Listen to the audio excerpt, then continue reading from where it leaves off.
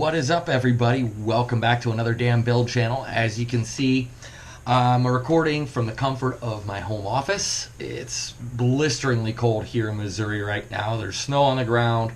We're talking single digits. Unfortunately, my shop is not insulated and I don't really have much for heat out there. So it's okay if it's in the 30s. It's not bad. I can work out there, but when it's down in single digits, it's just way too cold. Just because I can't work on the car physically and turn wrenches on it does not mean I can't progress with the build and with what I'm working on. So this week, I'm just doing some prep work here on my computer, putting together some wiring diagrams to rewire the car. Of course, there's a couple different places I use personally to research and get a good idea of what needs to be done and how I'm going to be wiring things up. I use two real good sources. One, of course, is that really big bookstore, Barnes and Google. The other one is my alma mater, YTU, YouTube University. And I'm basically just going through researching different wiring diagrams and plans, and I'm going to start putting together the entire wiring schematic for the car. The first thing I'm going to do here, and you can see I've already started with the ignition system, is I am starting to do each individual system. I'm just drawing it out by hand, and then I'm going to eventually get to, once I have all the different systems put together that I need to have wired up in the car, I'm going to be putting together one single wiring diagram. So when it comes time, once it warms up, I'm going to be out there in the shop rewiring the car. So what I'm doing here is I'm, with my pen work, I'm drawing up just a basic diagram for my fuel system, my fuel pump, which it doesn't get much more basic than this. And I'll show you here when I'm done. But I found a basic schematic here in via Google image search, actually, to get the design I need, and just a real basic drawing.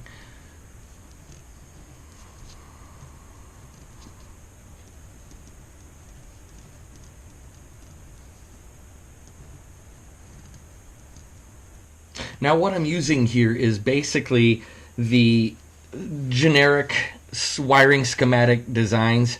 You don't necessarily have to do that. If it's easier for you to just mark ground and positive and that, and any way that makes it easier for you to understand what you're looking at and how you're doing it, that's perfectly fine.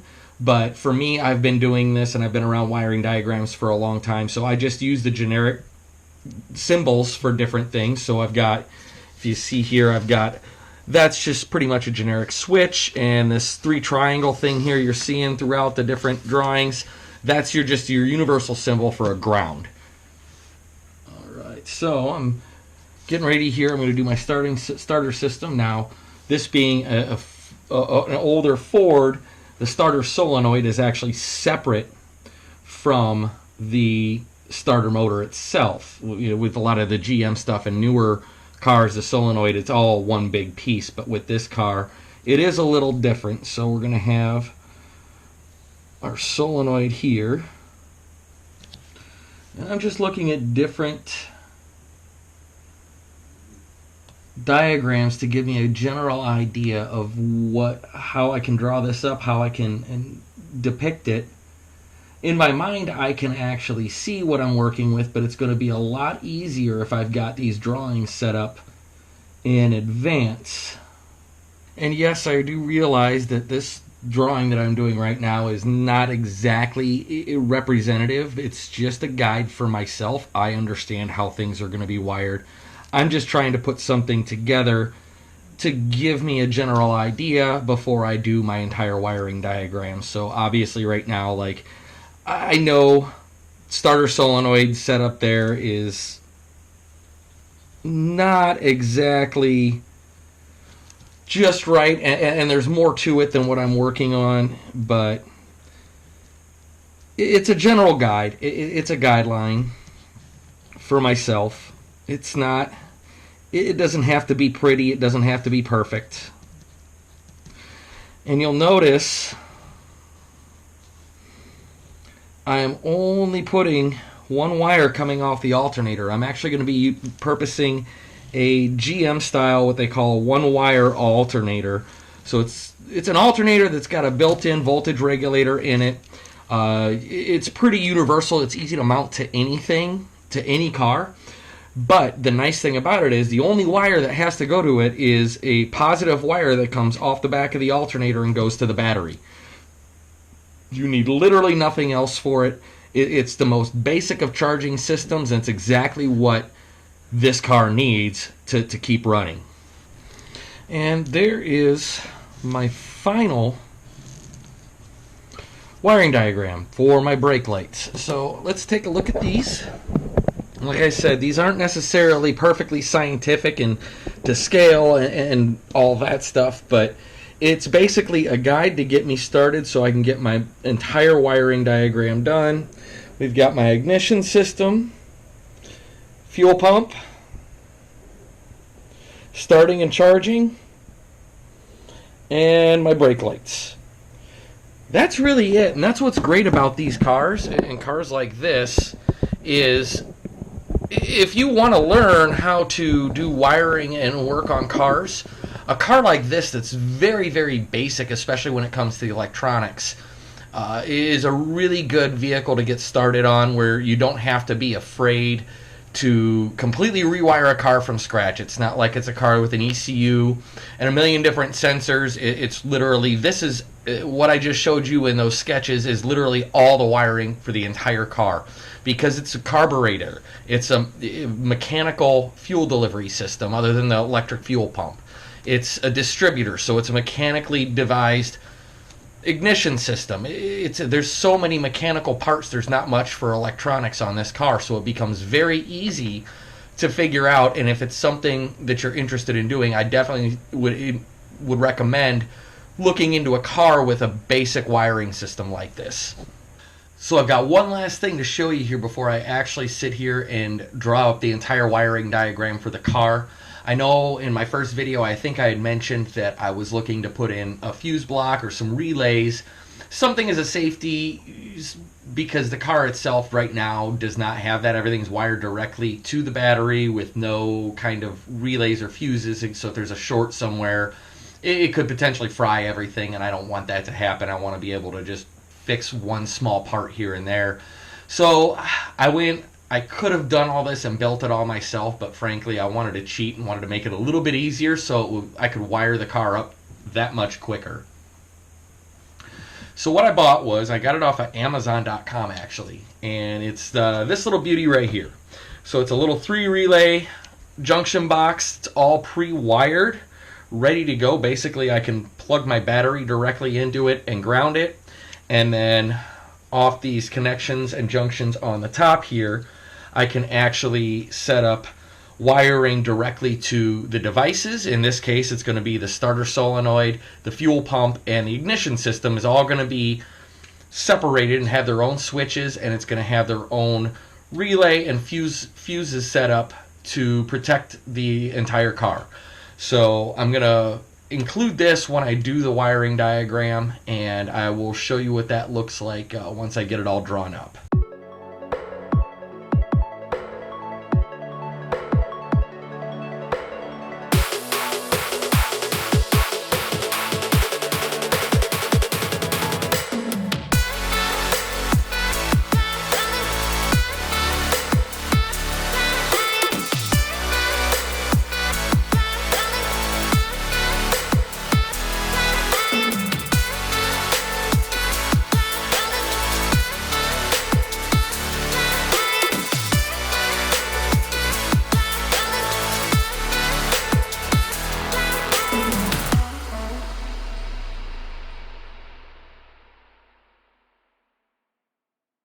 Alright, so here it is. This is my wiring diagram, the basic wiring diagram for the race car. Yes, it's chicken scratch. Yes, it does look a little bit confusing because it's my notes, but luckily I know how to read it, and I'll be able to use this as a template and a guide to get the car completely wired, minus some gauges. The gauges I'm going to be adding are pretty much mechanical gauges, so there's not going to be a whole lot of wiring that needs to go into that. I can actually wire it into the ignition system to power the gauges and lights on the gauges if need be. We'll kind of walk our way through it here. We're going to start with the battery. The battery, we've got the main ground that goes to the body. I am going to put a kill switch in there, which will kind of cut power off to everything and it'll shut everything down in an emergency. We'll be able to pull that switch and it'll kill everything in an emergency situation. Most race cars do require some sort of an emergency kill switch like that. From the positive side of the battery, we've got a few wires coming off there. The main one going to the relay block. You can see there's that little rectangle up there. I know it's hard to read. It's my chicken scratch, but it does say fuse. There's an inline fuse that goes there between there and the relay block. From the relay block, the first relay is going to run our actual starter. So I've got a wire coming off port 1 on there to the starter solenoid.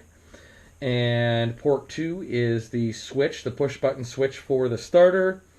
And port 3 is going to be a ground. 3, 6, and 9 are all grounds.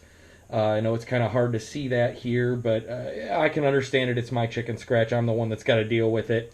So I can actually read this pretty well. We do have a ground coming off the relay blocks.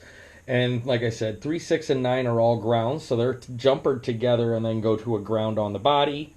Relay number 2, also 4, 5, and 6 being the ground. That's going to go to my fuel system. So I'm going to have a switch to cut the fuel off and then power going straight to the fuel pump to the ground.